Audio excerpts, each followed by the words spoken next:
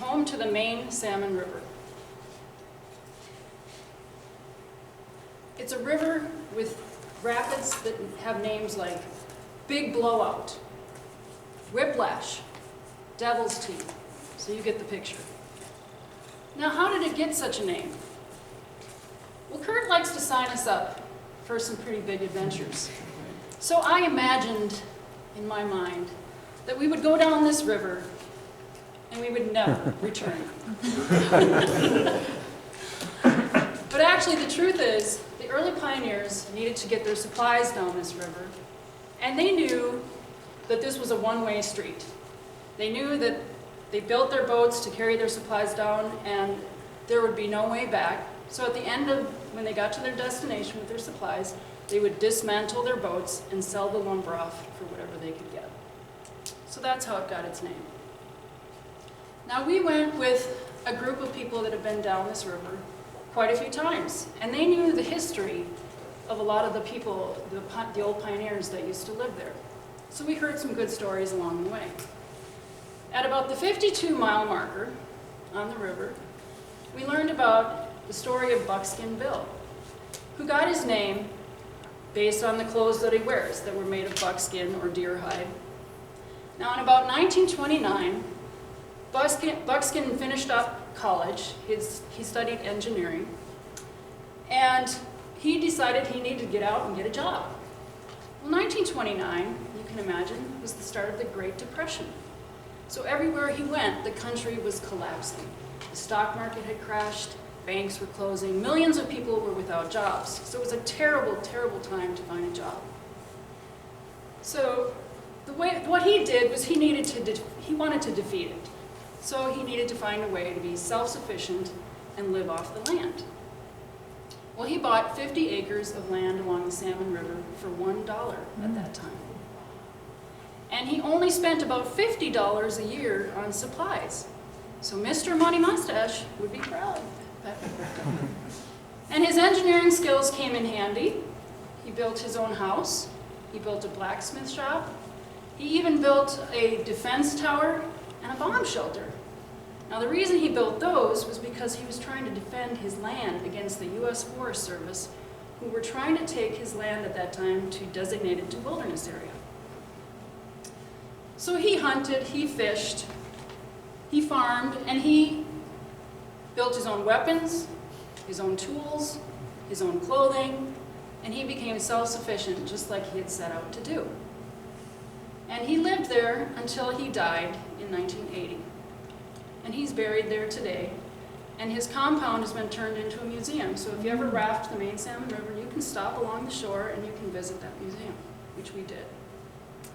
Now, at about the 65-mile marker, we learned about the story of Polly Bemis. Her story didn't start in the Salmon River area. It actually started in northern China, where she was born. Her father sold her off for 2 bags of seed. She was shipped to San Francisco as part of the slave trade in that day. And eventually she ended up in Warren, Idaho, where she was purchased by a Chinaman by the name of Hong King. And he forced her to be a dancer and a prostitute. Now, she also met her future husband, Charlie Bemis, in Warren, Idaho, who owned the saloon right next door. And he befriended her early on when she moved into town. He also rescued her from a lot of the drunks that were treating her poorly. So they became good friends, and they eventually married. But first, she gained her freedom and worked for Charlie first, and then they married in 1894. Now, some say it was a marriage of convenience because she needed to establish legal residency at the time. But I like to think of it as more of a romantic thing, that he rescued her, he was her knight in shining armor, rescued her from a life of slavery and prostitution. So that sounded better to me.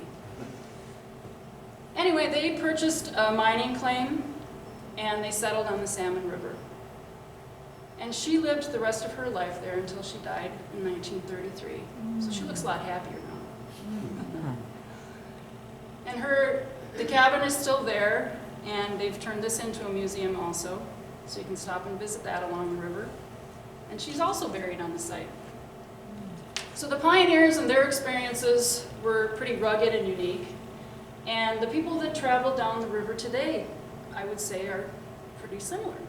The group that we went with consisted of some pretty rugged individuals. There was 3 forest rangers, there was a couple scientists, there were some school teachers, construction workers, and then Kurt and I, business owners. And like I said, they had been down the river quite a few times, so we learned a lot from them. Now, one thing you got to get used to and comfortable with when you're on the river is learning how to use the groover, better known as the shitter.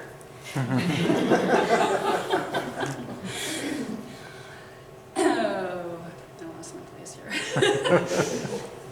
Using the groover, well, the Forest Service has rules about pooping and peeing on the river.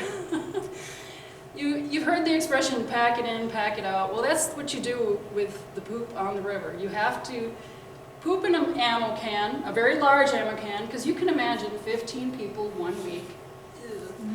And you have to pack it out. And so the reason it got the name groover, though, is because they didn't used to use a toilet seat cover.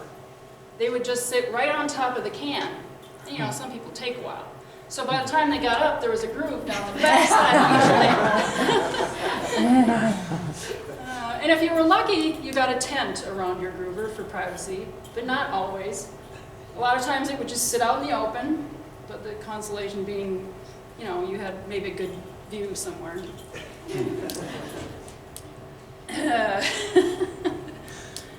And the rule for peeing on the river was you pee in the river, which is kind of gross. I don't understand the logic behind all of it, but anyway.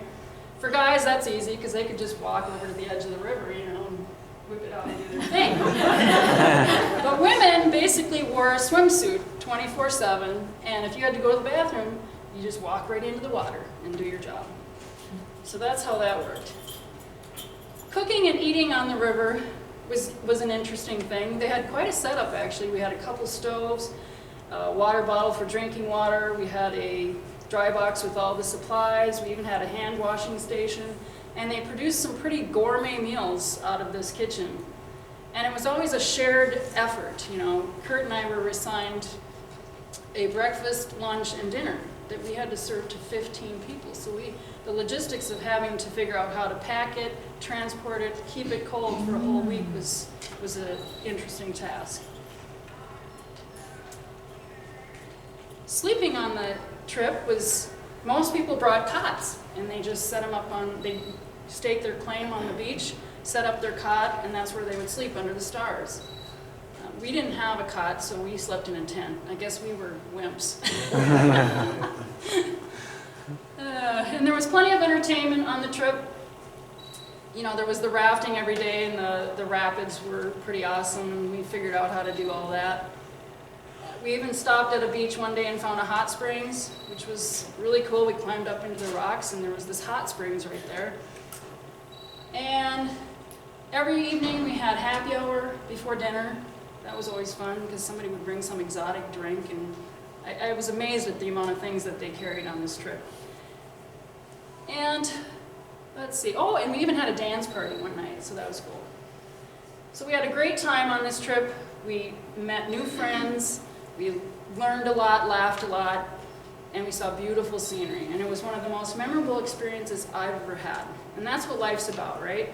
The memories we make and the people we share those memories with. Thank you.